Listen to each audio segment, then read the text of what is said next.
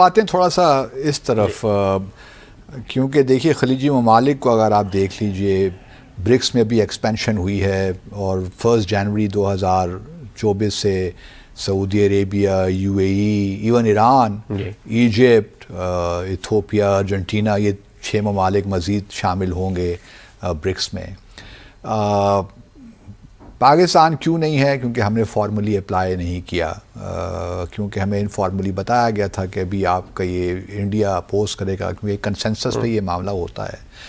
अब क्वेश्चन असल में जो मैं करना चाहता हूँ वो ये है कि हमारे एक लिहाज से सऊदी अरब में बहुत ट्रांसफॉर्मेशन आ रही है।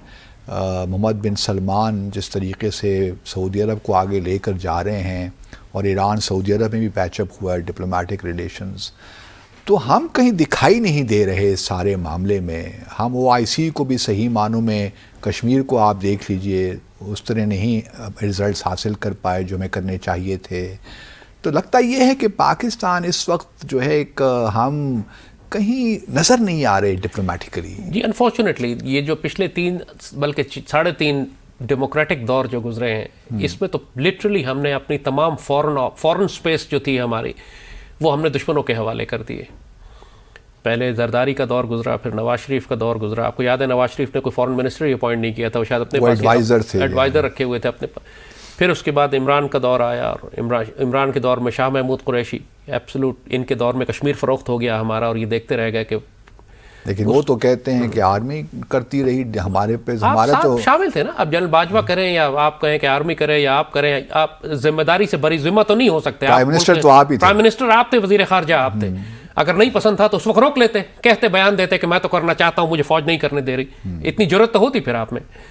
और फिर उसके बाद बिलावल आ गया, इन्ना लिल्लाहि व इन्ना इलैहि राजिऊन। मतलब यू एक्सपेक्ट जयशंकर के मुकाबले पे आप बिलावल को खड़ा कर रहे हैं, आप वो जो आप डोवल के मुकाबले के ऊपर मोईद यूसुफ को खड़ा कर रहे हैं। मतलब आपने तो लिटरली दुश्मन की गन्स के सामने खाली हथियार डाल दिए बिल्कुल। आप एक्सपेक्ट करते हैं कि इसके बाद पाकिस्तान के फॉरेन इंटरेस्ट को कोई प्रोटेक्ट करने के लिए जाएगा रीजन में। फिर आपकी हुकूमत ही स्टेबल नहीं थी, आपको यही डिफाइन नहीं हो रहा था कि आप चाइनीज़ के साथ ज़्यादा एसोसिएट करेंगे या अमेरिकन कैंप में रहना चाहते हैं। अब मुझे उम्मीद है कि अल्लाह ताला बेहतरी करेगा इंशाल्लाह, क्योंकि अब आपको ये उम्मीद क्यों है? देखिए, बात यह है कि पाकिस्तान में इदारे अफराद की वजह से चलते हैं। आर्मी एज इंस्टीट्यूशन तो है पाकिस्तान का दिफा करने वाली, लेकिन उसकी पॉलिसीज़ उसके चीफ की मर्ज़ी पे चलती हैं। पाकिस्तान में जो भी गवर्नमेंट, पॉलिटिकल गवर्नमेंट हो, उसके जो लीडरशिप की मर्ज़ी है, नवाज शरीफ के जो चॉइस और लाइक्स एंड डिसलाइक्स हैं, या इमरान की हैं, जरदारी की हैं, बहरहाल उसका बहुत बड़ा इन्फ्लुएंस होता है उसकी पॉलिसीज़ पे, अपने अफराद की अपॉइंटमेंट पे। वो इतने बेबस नहीं होते जितना प्रेटेंड करते हैं कि हम बेबस हैं। प्राइम मिनिस्टर के पास बहुत पावर्स होती हैं, सारे अपॉइंटमेंट, एडवाइजर्स और अपॉइंटमेंट्स वो अपनी मर्ज़ी से करता है। अब जो पाकिस्तान आर्मी की लीडरशिप आई है, ये डिफरेंट है। ये जनरल बाजवा नहीं है, डायमेट्रिकली ऑपोजिट है। ये जनरल बाजवा के दौर में आपको याद होगा कि पूरे मीडिया पे कभी भी मैंने जनरल बाजवा की तारीफ नहीं की। मैंने कभी नहीं कहा कि is an honourable man, is a brave man, he is the man Pakistan needs. मैंने राहील के बारे में कहा था ये कि he is a brave man, Pakistan needs Raheel.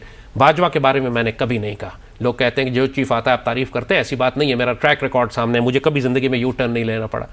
General Asim के बारे में बड़ा साफ और खुल के कहता हूँ कि he is a brave man, ये मुसलमान आदमी है, पाकिस्तानी है, पेट्रियट है। और आर्मी का मिजाज बदल गया है इसके आने से। यही होता है, आर्मी वही रहती है, लेकिन उसका जनरल ज़िया के दौर में आर्मी का मिजाज और था, मुशर्रफ के दौर में मिजाज और था। अपने लीडरशिप का, अपने इमाम का, अपने टीम लीडर का बहुत फ़र्क पड़ता है इसके ऊपर। General Asim is a die hard patriot, और ये बात अमेरिकन को बड़ा डिस्टर्ब कर रही है। ये केयरटेकर गवर्नमेंट तो ठीक है, ये लेकर आए, उससे बाद में बात है। पहले मेरा जो सवाल था ना, जो खलीजी ममालिक के, मैं उसी बात कर रहा हूँ। तो खलीजी ममालिक का जहाँ तक वो देखिए, वो किसी और रास्ते पे चल रहे हैं। आपको लोग सुनकर ये तासुर भी लेते हैं कि आप अभी तक जो है, जो एक मुआशरे को चीज़ें आगे लेकर जाती हैं, आप शायद उनसे एग्री नहीं करते। लाइक मतलब एक इकोनॉमी को आगे लेकर चलें, सोशल इकोनॉमिक रिफॉर्म्स होना चाहिए, पॉलिटिकल रिफॉर्म्स। जो कोई मुझे जानता है, ये बात तो बहुत अच्छी तरह मुझे जानता है कि इकोनॉमिक टेररिज्म पे मैं तो इतने अरसे से बात करता रहा हूँ कि इकोनॉमिक इंपीरियलिज्म जो मगरब हमारे मुल्कों में लाकर करती है, एक्सप्लॉयटेशन करती है, और पाकिस्तान को अपने पैरों पर खड़ा होना चाहिए। साल के तौर पर IMF की भी, IMF के मैं शदीद खिलाफ हूँ इसी वजह से, क्योंकि IMF का ट्रैक रिकॉर्ड पूरी दुनिया में यह है कि मुल्कों को खुशहाल करने के लिए नहीं आती, तबाह करने के लिए आती है। Their economic hitman.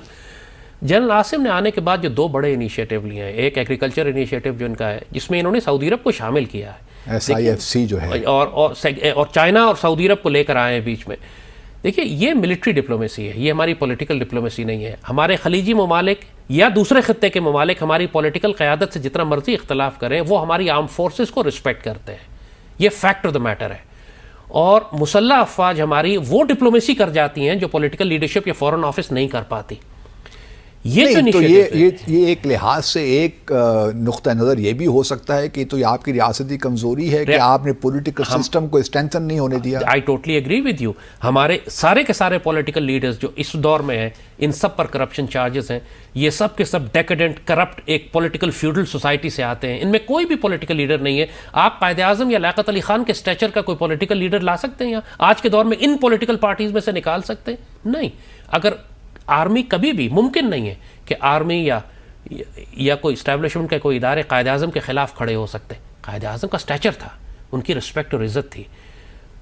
आप जब तक कम अज़ कम अर्दोगान या पुतिन जैसा सिविलियन लीडर ना लेकर आए सामने, पूरी कौम जिसके पीछे खड़ी हो, आप जब जरदारी और बिलावल और इमरान और नवाज शरीफ को लेकर आते हैं, इनके हवाले कौम नहीं की जा सकती। पाकिस्तान का मिजाज मुख्तलिफ है, ख़ास है तरकीब में कौम रसूल हाशमी जो बाबा इकबाल ने कहा था, वो पाकिस्तानियों पे सबसे ज़्यादा वैलिड है कि हमें आप दूसरे ममालिक से कंपेयर नहीं कर सकते। We have a rock solid arm forces. Pakistan अगर आज कायम है तो आर्म फोर्सेस की वजह से। दुश्मन अगर तबाह करना चाहता है ये तो जो तरकीब आपने बताई है, तो हमारे फिर भारत के मुसलमान कहाँ पे खड़े होते हैं? जी, वो मैंने कहा ना कि हिजरत अगर आप नहीं करेंगे और मुशरिकों के साए में 75 साल रहेंगे तो आप मुशरिकों जैसे ही बन जाएंगे। इनमें सेल्फ रिस्पेक्ट, इज्जत, गैरत, शर्म, हया हिंदुस्तान भारत के मुसलमानों में बेचारे बिल्कुल फारिग हो चुके हैं। मुस्लिम दुनिया की, पूरी मुस्लिम दुनिया के मुसलमानों को आप देखिए, इंडिया के मुसलमान सबसे ज़्यादा पिसे हुए हैं और सबसे ज़्यादा। तो OIC आपको लगता है कि रेलेवेंट रह गई है? नहीं जी, नहीं रहेगी। रेलेवेंट उस वक्त होगी जब आप उसको रेलेवेंट बनाएंगे। इस वक्त रेलेवेंट नहीं है। There is no Muslim leader जो OIC को इस वक्त रिवाइव करके उसको, जनरल ज़िया के दौर में आपको याद होगा हम बड़े रेलेवेंट थे। पाकिस्तान उस वक्त लीड करता था मुस्लिम दुनिया को। यूनाइटेड नेशंस में जनरल ज़िया गए थे तकरीर वो तो करने के लिए। अफगानिस्तान क्राइसिस बड़ा पीक पे था ना, उस जमाने में कॉन्फ्लिक्ट चल रहा था। वो नॉट जस्ट अफगानिस्तान, मतलब पाकिस्तान हैड बिकम एन एटमी ताकत हम बन रहे थे। हमने पूरी दुनिया के सामने पाकिस्तान का स्टैचर था हमारा। हम चाइना के साथ एंगेज कर रहे थे और मुसलमानों के लिए। फॉरेन पॉलिसी में whoever Sahabzada Yaqub was the foreign minister at that time. Henry Kissinger ने उनको कहा था कि because of the languages you speak you have an undue advantage over us. 7 languages. आपने उस क्लास का फॉरेन मिनिस्टर लगाया हुआ था, तो पूरी दुनिया में एक रिस्पेक्ट थी कि हेनरी किसिंजर जैसा आदमी आके एक्नॉलेज करता था साहबजादा याकूब के सामने कि यार तुम हमें शिकस्त दे जाते हो, तुमको एडवांटेज है कि तुम 7 ज़बानें बोलते हो। सो अब जब इस किस्म की आप लीडरशिप ऊपर लेकर आएंगे तो यकीनन पाकिस्तान पर रिप्रेजेंट होगा। इस वक्त जो कुछ हो रहा है, इस वक्त बैकग्राउंड में आपको नजर नहीं आ रहा, लेकिन आर्मी कर रही है। चाइना के साथ जितने इनिशिएटिव्स हैं, माइनिंग इनिशिएटिव अभी हुआ है पूरे पाकिस्तान के अंदर, मिनरल्स को निकालने का आर्मी का इनिशिएटिव है। एग्रीकल्चर इनिशिएटिव आर्मी का इनिशिएटिव है। ये मुझे इसीलिए मैं आपसे कह रहा हूँ कि अभी तो केयरटेकर हुकूमत तो 6-7 दिन हुए यहाँ है, लेकिन इंशाअल्लाह अज़ीज़ हमें इस सेटअप को अब चलाना पड़ेगा। इस पे आता हूँ।